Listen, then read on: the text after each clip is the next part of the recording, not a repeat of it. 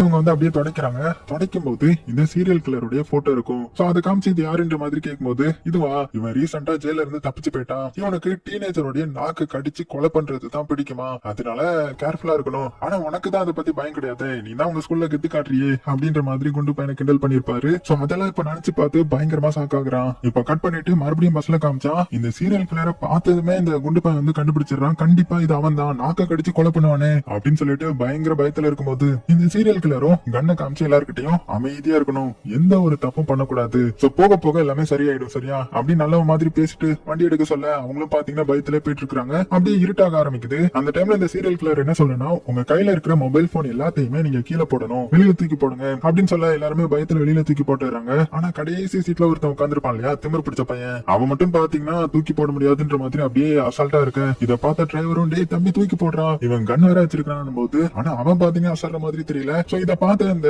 Serial கில்லரும் அப்படியே மெதுவா அந்த திமிரு பிடிச்ச பக்கத்துல வரான். என்னடா உனக்கு என்ன ரொம்ப திமிரா, என்ன ரொம்ப ஆட்டிடியூட் காட்டுறியா என்கிட்டயே, நான் யாரு தெரியுமா, நான் யாருன்னு தெரிஞ்சா நீ இப்படி எல்லாம் இருக்க மாட்டேன் அப்படின்னு சொல்லிட்டு இது என்ன சாதாரண கன் நினைச்சியா அப்படின்னு ரொம்ப மிரட்டிடுறான். சோ இதனால இந்த திமிரு பிடிச்ச பையனும் இவனை பயங்கரமா திட்டிட்டு அவனுடைய போனையும் ஒப்படைச்சிடுறான். குட், இதுதான் நான் எதிர்பார்த்தேன். சோ எல்லாருமே இப்படிதான் இருக்கணும், அமைதியா அடக்கமா அப்படின்னு சொல்லிட்டு மறுபடியும் பாத்தீங்கன்னா முன்னாடி வந்துட்டான். அந்த டைம்ல அந்த பஸ் காமிக்கிறாங்க. இந்த பஸ் வந்து அந்த ரோடு வழியா தானே போயிட்டு இருக்குது, ஒரே ரோடு தான். அப்படி போயிட்டு இருக்கும்போது ஒரு சைன் போர்டு மாதிரி வெளியில காமிக்கிறாங்க. சோ அதுல என்ன போட்டிருக்குதுன்னா, ஏதோ மிலிட்டரி பேஸ்ன்ற மாதிரி போட்டிருக்குது, கைவிடப்பட்ட மிலிட்டரி பேஸ் இடத்துக்குள்ள போயிட்டு இருக்காங்க. இப்போ சோ அப்படியே நேரா போயிட்டு இருக்க. பின்னாடி பாத்தீங்கன்னா நம்ம பசங்க எல்லாருமே உட்கார்ந்துட்டு இருக்காங்க இல்லையா, நம்ம ஹீரோ ஹீரோயின் அப்படியே மெதுவா குண்டு பையனை பாக்குறாங்க. சைகை மூலமாவே பேசிக்கிறாங்க. இந்த மாதிரி அவனுடைய கண்ணை எப்படியாவது புடுங்கிரு, நீ கண்ணை புடுங்கிட்டீங்கன்னா நம்ம வந்து தப்பிச்சிடலாம் அப்படின்னும் போது அவனுக்கு பாத்தீங்கன்னா பயம் அள்ளோடும் இல்லையா. சோ ஏன்னா அவனுக்கு வந்து அந்த சீரியல் கில்லர் எப்படி பட்டவன்றது எல்லாமே தெரியும், அதனால நானும் பண்ண மாட்டேன் அப்படின்னு தலையாட்டிட்டு இருக்க. டக்குனு அந்த சீரியல் கில்லர் பின்னாடி பாத்துறான். உடனே நம்ம ஹீரோ ஹீரோயினா தனித்தனியா பிரிஞ்சு உட்கார, என்னடா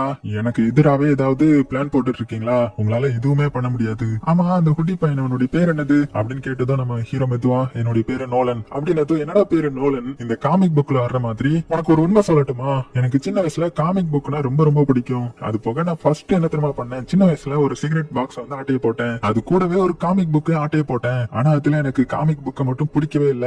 சோ உன்னே மாதிரி சோ ஒழுங்கா இருந்துப்பேன்னு நினைக்கிறேன் அப்படின்ற மாதிரி மிரட்டவும் அந்த பஸ் பாத்தீங்கன்னா அப்படியே டனலுக்குள்ள போக ஆரம்பிக்குது. சோ டனல் ஃபுல்லுமே அப்படியே லைட் செட்டப் எல்லாம் போட்டு பயங்கரமா இருக்குது. சோ அந்த டிரைவரும் பாத்தீங்கன்னா ஏன் எதுக்குன்னு தெரியாம அப்படியே அந்த டனலுக்குள்ள போறாரு. ஆனா இவங்களுடைய கெட்ட நேரமா என்னதோ பஸ் வந்து நடு டனல்ல அப்படியே ஸ்டாப் ஆயிடுது. உடனே இந்த சீரியல் கில்லர் என்னடா ஆச்சு அப்படின்ற மாதிரி டிரைவர் கிட்ட கேட்கும்போது, யோ எனக்கு என்னையா தெரியும், அவன் நான் கண்ணை தூக்கிட்டு வந்துடுறேன், இது ஆனவ மாட்டுக்கு பாரு அப்படின்னு சொல்லிட்டு சாவியை ஆன் பண்ணி காமிக்கிறான். ஆனா ஆன் ஆகவே மாட்டேங்குது. உடனே இந்த சீரியல் கில்லரும் அப்படின்னா கீழே போய் பாரு, உனக்கு என்ன எல்லாம் சொல்லிட்டு இருக்கணுமா, ஒழுங்கு மரியாதையா கீழே போய் செக் பண்ணி பாரு அப்படின்னதும் எனக்கு எங்கேயா தெரியும், எனக்கு அதெல்லாம் தெரியாதுன்னு போது உடனே அந்த கியூனி